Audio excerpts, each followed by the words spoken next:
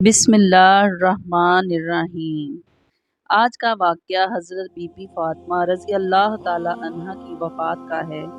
ये दर्द भरा वाक़या सुनने के बाद आपकी आंखों में आंसू आ जाएंगे। एक दफ़ा का वाक़या है, बीबी फ़ातिमा घर के तमाम काम करके चक्की पीस रही थीं और रो रही थीं। हज़रत अली रज़ी अल्लाह ताला अन्हा घर में तशरीफ़ लाते हैं और देखते हैं कि घर के तमाम काम हो चुके हैं और फातिमा चक्की पीस रही हैं, साथ रो रही हैं। हज़रत अली बीबी फातिमा से पूछते हैं, ए फातिमा, तुम क्यों रो रही हो और ये पानी किस लिए गर्म हो रहा है और इतना ज़्यादा आटा एक साथ किस लिए पीस रही हो। बीबी फातिमा रोकर फरमाने लगती हैं कि ए मेरे प्यारे शोहर, आज मैंने ख्वाब देखा है कि मेरे अब्बा जान किसी चीज़ को तलाश कर रहे हैं। मैं जब पूछा आप किसको तलाश कर रहे हैं तो उन्होंने जवाब दिया कि बेटी तुम्हें। बीबी फातिमा रो कर फरमाने लगी, आज मेरा इस दुनिया में आखिरी दिन है, आज मैंने अल्लाह को प्यारे हो जाना है। हज़रत अली रज़ी अल्लाह ताला अन्हा ये सुनकर बहुत रोने लगे और फरमाने लगे, ए फातिमा, अभी तो सरकारे दो आलम के जुदा होने का गम हमारे सीने में है, तुम्हारी ये जुदाई कैसे बर्दाश्त कर पाऊँगा। तो बीबी फातिमा फरमाने लगी, जिस तरह आपने मेरे अब्बा जान की जुदाई का गम बर्दाश्त कर लिया है, इस तरह मेरी जुदाई का गम भी बर्दाश्त कर लीजिएगा। हज़रत अली रज़ी अल्लाह ताला अन्हा पूछना लगे, ये पानी क्यों गर्म कर रही हो और इतना आटा किस लिए पीस रही हो, आज के दिन भी ये काम कर रही हो। तो बीबी फातिमा रो कर फरमाने लगी, ए मेरे प्यारे शोहर, मुझे आपके भी तो हक अदा करने हैं, अपने बच्चों के भी तो हक अदा करने हैं। मैं पानी इसलिए गर्म कर रही हूँ ताकि मैं अपने बच्चों को अपने हाथों से नहला सकूँ, और आटा मैं इसलिए पीस रही हूँ ताकि आप और मेरे बच्चे मेरे बाद रोटी बना के खा सकें। कपड़े धो चुकी हूँ आप सबके ताकि आप धुले हुए कपड़े पहन सकें मेरे बाद। मेरे बच्चों को कौन आटा गूंद कर रोटी खिलाएगा। ये बोलकर बीबी फातिमा बहुत ज़्यादा रोने लगी। साथ हज़रत अली रज़ी अल्लाह ताला अन्हा भी रोने लगे। हज़रत अली बीबी फातिमा को कहते हैं, बस बहुत कर लिया काम, अब बस करो। वो बीबी फातिमा को समझाकर वहाँ से उठा देते हैं। बीबी फातिमा की तबीयत तभी ख़राब होने लगती है, उन्हें तेज़ बुखार होने लगता है।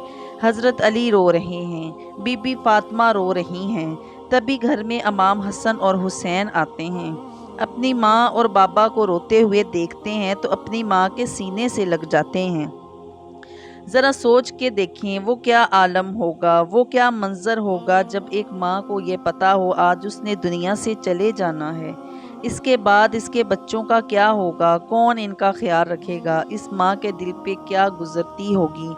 हज़रत फ़ातिमा रो रही हैं, हज़रत अली रो रहे हैं। ये देखकर इमाम हसन और हुसैन भी रोने लगे और पूछने लगे, ए मेरे प्यारे अब्बा जान, आप क्यों रो रहे हैं। हज़रत अली रज़ी अल्लाह ताला अन्हा खामोश रहे। फिर बीबी फातिमा से पूछते हैं, ए हमारी प्यारी अम्मी जान, आप क्यों रो रही हैं। बीबी फातिमा फरमाने लगीं, तुम दोनों अपने नाना जान की कब्र पे चले जाओ। हदीस शरीफ में आता है, इमाम हसन और हुसैन सरकारे दो आलम की कब्र पर चले जाते हैं।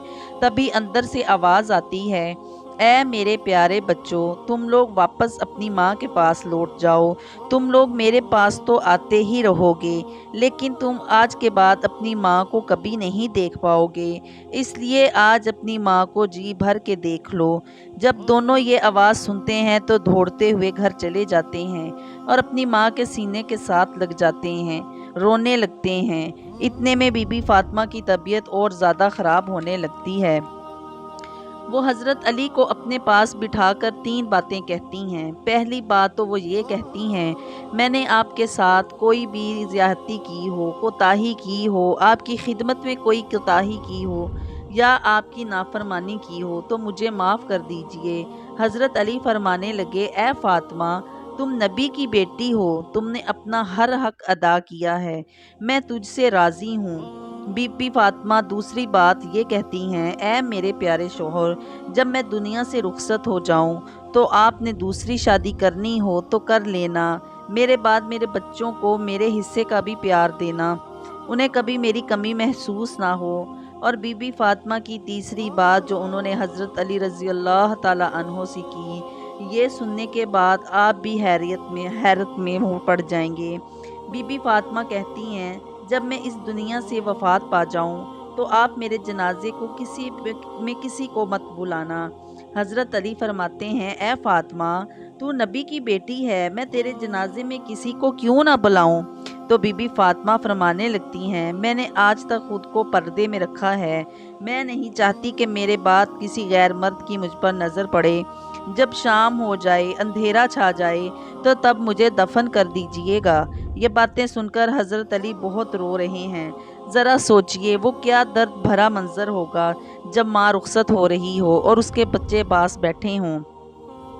اتنے میں بی بی فاطمہ ایک بات اور کہتی ہیں کہ میں نے آج روزہ رکھا تھا، میرے ابا جان نے خواب میں آ کر مجھے کہا، تم سحری علی کے دسترخوان پہ کرو اور افطاری میرے ساتھ کرنا۔ یہ کہہ کر بی بی فاطمہ اللہ پاک کو پیاری ہو جاتی ہیں۔